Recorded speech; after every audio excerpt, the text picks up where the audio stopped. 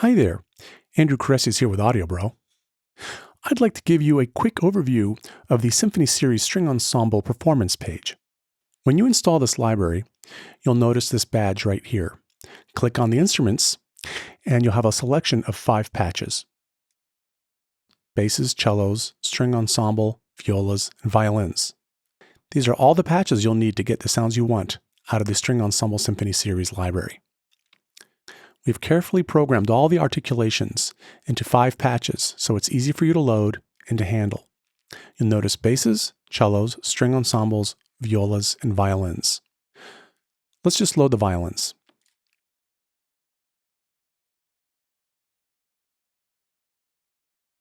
First, you'll notice the dynamics knob. This is assigned to CC1, which is the mod wheel, and you can easily play it from your hardware controller like this, by riding the hardware controller. So if you play a note or a chord,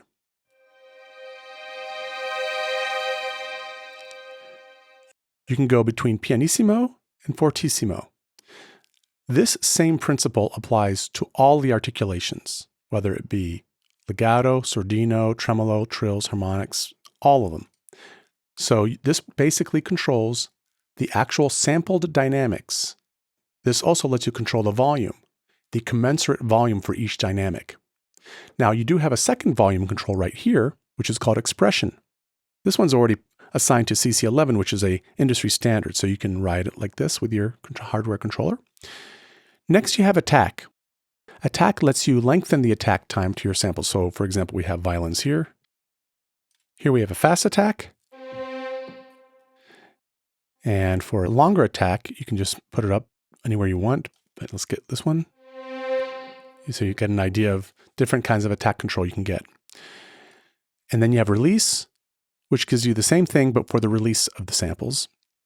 And then you have brightness over here, which will let you add more high end or dull the sound by reducing a high end. You can control click to get the default setting, which would be no added high shelving and no added low shelving. So all of these controls are assignable to different MIDI controllers. These are called continuous controllers, also known as CCs.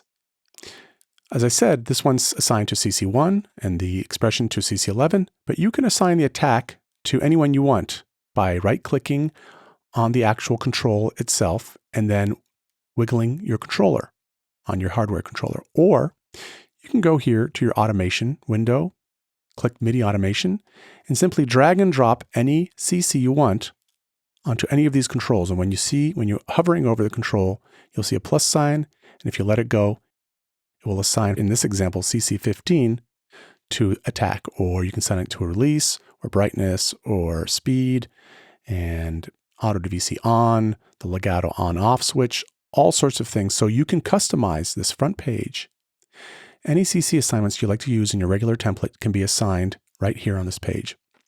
This also goes for the mixer. You can assign to the different panning or volume. And this also goes to all of these knobs over here. So basically anything that you can assign MIDI to, you can just drag and drop from this window, or you can right click on the actual control and assign it by wiggling your hardware controller. Okay, moving along.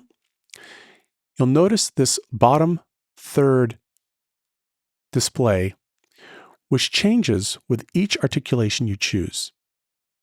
So if I were to key switch from, let's say, legato to sordino, you will notice the sordino articulation and the auto DVC on off.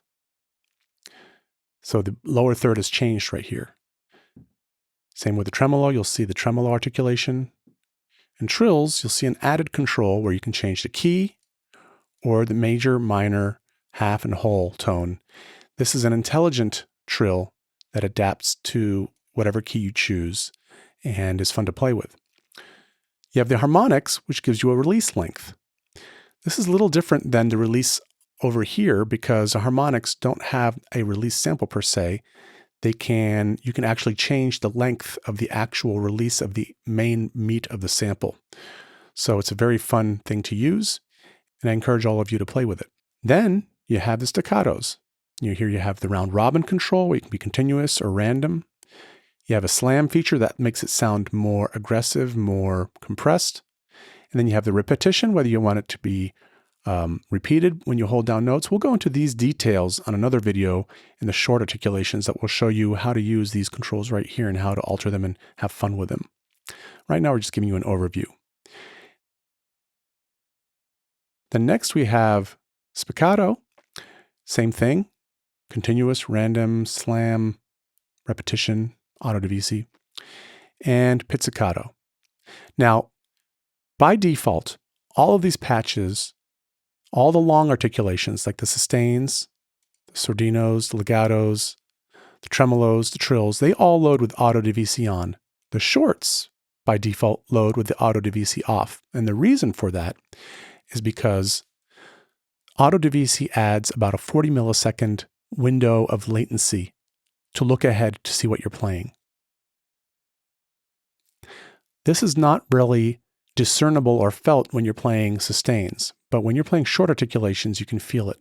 So by default, we leave it off. If you want to turn it on, simply turn it on, and the notes will be split accordingly to the divisi rules to the different players. But by default, the patches load with the short articulations autodivisi off and the longer sustained articulations with the autodivisi on. So there you go. That's a pretty good explanation of the main page. And watch our other videos for more in-depth explanations of these features.